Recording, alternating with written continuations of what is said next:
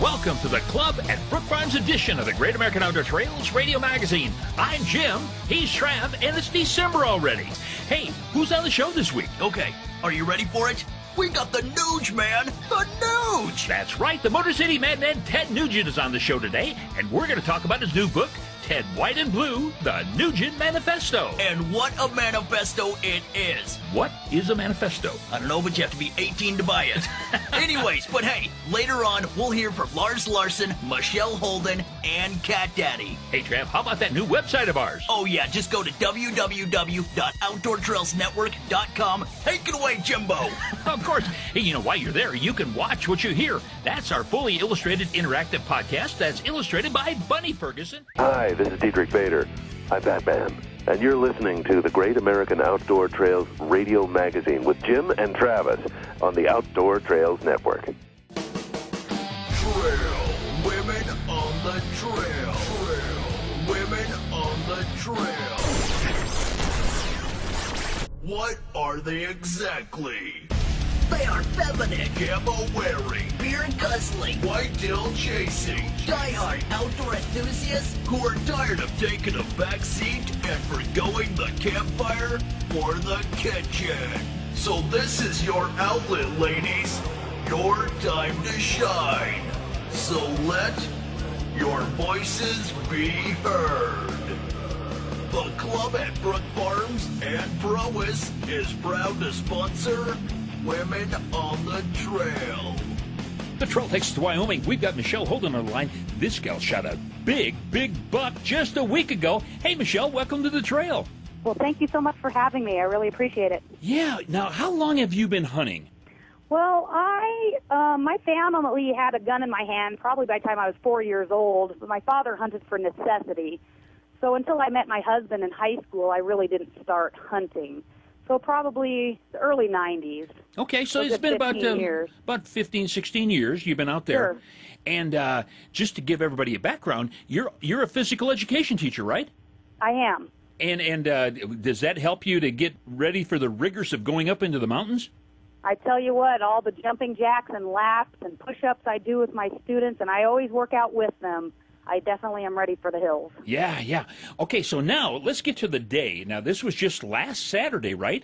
That is correct. Yeah, now, a couple of weeks earlier, your husband took a very nice 8-point. Now, you're out of that, what part of Wyoming are you in? We live in Casper, Wyoming. Oh, Casper, so you had a little bit of a drive to get to where you're going to hunt at. It is. It takes about 4 hours to get to camp. Oh, okay. Now, have you hunted that area a lot in the past? We've been hunting out of that exact spot for about 10 years and the Black Hills for about 15. Oh, so you kind of know that kind of like the back of your hand. And it's our place. Yeah. So it's public land, though, right? It is all public land, all national forest. Yeah, so you're out there with every other guy sitting on a stump. But got it. You've got it kind of figured out. It looks like with your husband taking a nice 8-point a while back, 2-3 weeks ago, and now you taking, how big was this buck? How many points? This was a 7x7, if you can believe it. A 14-point buck. Now, is that unusual for that part of the country? It is. It really is. We see the 5 points or the 10 points, as you would call them, from time to time, and sometimes even the 12. But this really was unusual. Yeah. Now, how many deer have you taken in your life? Oh, 6 or 8. But I don't know exactly. But this is probably the biggest, huh? By far. It just blows everything else away. There's no comparison. Yeah. Now, that morning, you got up in the morning. Now, do you camp out when you go? Yes, we have a cab-over camper. We make sure we're as close to our hunting area as we can be so we can get out bright and early and beat the crowd. Oh, yeah. And you told me earlier, because you do work out, you guys get away from the maddening crowd. You get back in where a lot of people don't go. Yeah, we try to get at least a mile away from the roads and really get into the places, the nooks and crannies that others aren't willing to hike into. Well, it seems like those big mossy horn bucks like you took, I mean, they like those little hidey holes that you seem to have found. They do. They love the honey holes. Yeah. All right, now, you get out there and you're back into where you think is a really good spot. Now, did you get them first thing in the morning? It was very early. We passed up one of our favorite trails that we actually had a trail cam on, and we thought the wind wasn't quite right. Even though we love this one trail, we decided we're going to hike a few hundred yards further to another little area, which also has a nice trail. The place that I shot my very first buck and the place my husband shot his buck 2 weeks ago. Oh. We wanted to take the chance and get over there because of the wind. Oh, okay. And so now it's early in the morning, and you're sitting, and what kind of a rifle do you use? I have a Ruger 7mm08.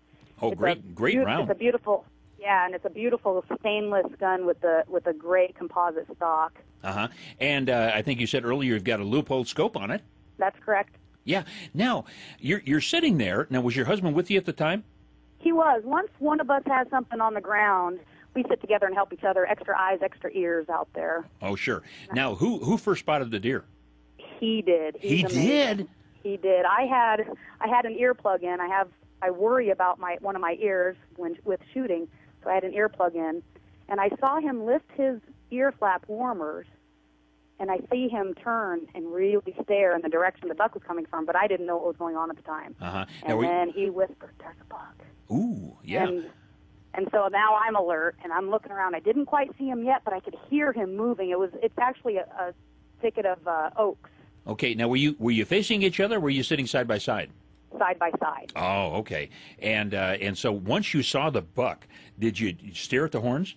No. See, I have heard so many stories about horn hunters that's what they aim for, and I've always tried not to do that, so I didn't even know what I had in my sights at the time. Oh. I knew it was a buck. I knew my husband wanted me to shoot it, but I didn't get a good look at the horns. I kept my focus on his shoulder and just was watching for that open spot. Yeah, yeah. Now, when he came up to where you could actually get sights on him, about how far away was he? He was probably 150 yards, and it was very thick, and there was only one little opening. Uh-huh. My husband very lightly blew on the grunt tube right when he was in that opening. And, of course, he stopped in front of a tree instead of the opening. That's part of their job. Oh, yeah. So I'm just nervous as heck at that moment. Yeah. And so now what happened next?